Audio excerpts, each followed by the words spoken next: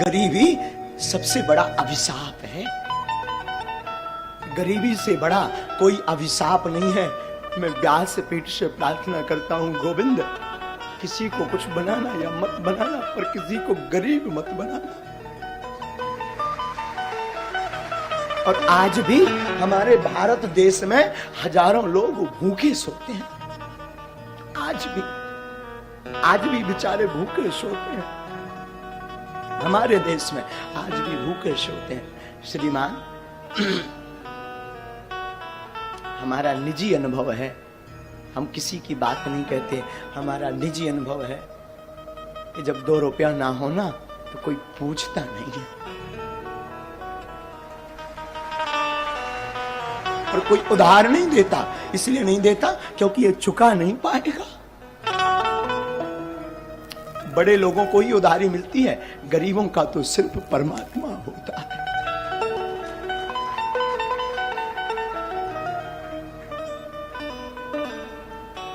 आचार्य महोदय, जब हम अपने गांव में रहा करते थे तो हम अपने गांव में भीख मांगते थे। 8 साल तक हमने भीख मांगी। और एक बार की घटना बहुत झंझोर थी, चूंकि पर वो रह नहीं पाते हम उसे कहे बिना। बचपन में हमारी अवस्था जब 9 साल की थी तो हमें वृंदावन जाना था पढ़ने के लिए। हमारे पिताजी कुछ करते नहीं थे, गांव के हम ब्राह्मण थे, तो भीख मांग करके हम अपना जीवन चलाते थे पूरे परिवार का। और वृंदावन जाने के लिए हमारे पास उस वक्त 1000 रुपए किराया ना रहे।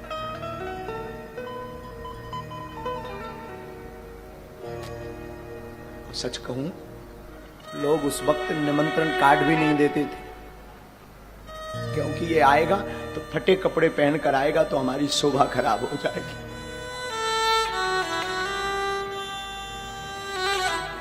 श्रीमान, 2000 रुपया किराया नहीं मिला था हमें वृंदावन जाने के लिए, क्योंकि लोग इसलिए नहीं देते थे क्योंकि ये चुका नहीं पाएंगे।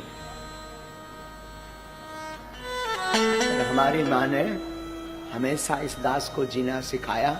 माँ और हमारे गुरुदेव कहा करते थे, बेटा जगत साथ दे या ना दे, पर गोविंद के सहारे तुम डटे रहना, गोविंद सहारा जरूर देंगे। और आज हनुमान जी ने ऐसा हाथ पकड़ा,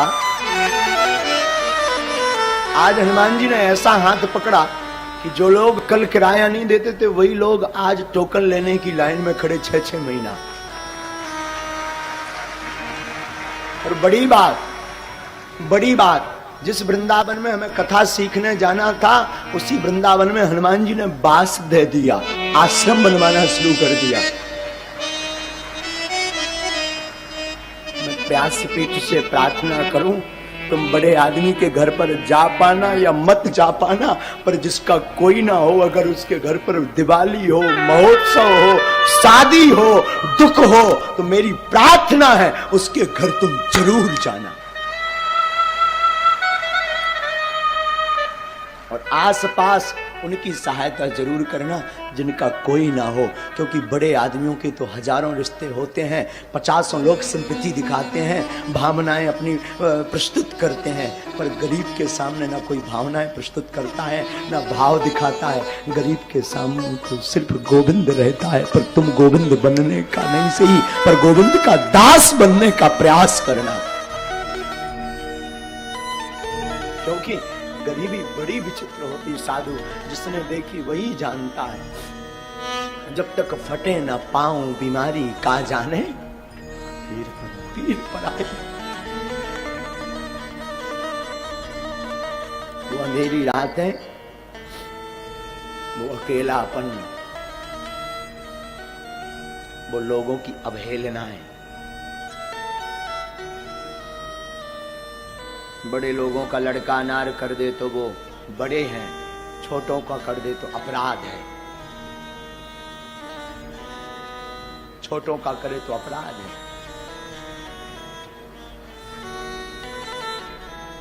बड़े लोग फटे कपड़े पहने तो ये फैशन, गरीब पहने तो औकात। ये हमारे देश की दुर्दशा। बड़ा आदमी जमीन पर बैठे, बड़ा आदमी जमीन पर बैठे तो बड़े हृदय दिल का, और गरीब बैठे तो ये उसकी औकात।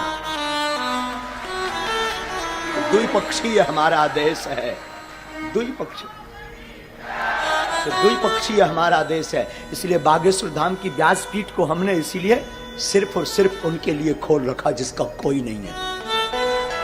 और हम हमेशा बोलते हैं हमारे तन में जब तक प्राण रहेंगे, हमारे तन में, तब तक भागवत से या धाम बागेश्वर धाम पर दरबार जो लगता है उससे जो भी चढ़ोतरी आती है, हम कहते आपकी बेटियां आपको बोझ नहीं बनेगी, बेझिझक हमारे धाम आ जाना, पूरे बिगाड़ का खर्चा बागेश्वर धाम लेगा। तो कोई सहारा दे या ना दे, तुम आ जाना बेझिझक। हमारे हनुमान जी बाप का घर है बागेश्वर धाम, बेझिझक आना।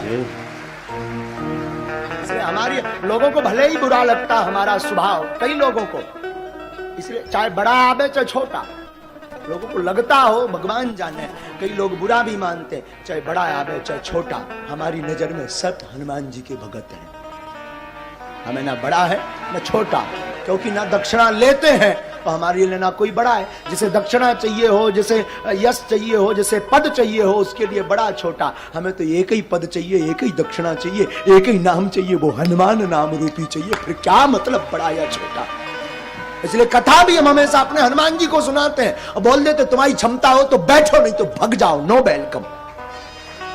हमारी कथा आपके लिए नहीं है, अपने बाप हनुमान जी के लिए है। तुम सुनो या ना सुनो, मेरा बाप तो मुस्कुराता सुन रहा ना, तो बैठकर सुनता है और मुस्कुराता भी अद्भुत साहब। वो तो खड़ा खड़ा मुस्कुराता रहता और सुनता है कथा को। तुम क्या सुनोगे और आप दक्षिणा भी क्या दोगे? दुनिया खुद भिखारी है, वो क्या दक्षिणा चुकाएगी? अंतर इतना है, गरीब मंदिर के बाहर भीख मांगता, अमीर भीतर जाकर भीख मांगता, भिखारी दोनों है। जगत खुद भिखारी है, तो क्या आपको देगा? मैं प्रार्थना करूं संसार के लोगों से आशा मत करना, आशा करना तो सिर्फ गोविंद से करना। जगत तभी आपको साथ देगा जब आपके अंदर होते के धोते होंगे।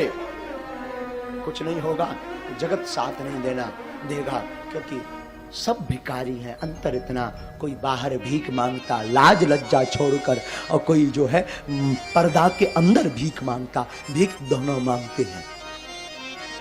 मैं प्रार्थना करूं, बुरा जरूर लगेगा मेरी बात का, और लगे तो हमें कौन था लिया परेशान जाने, करिया मो कराओ। लगा तुझे कोई दास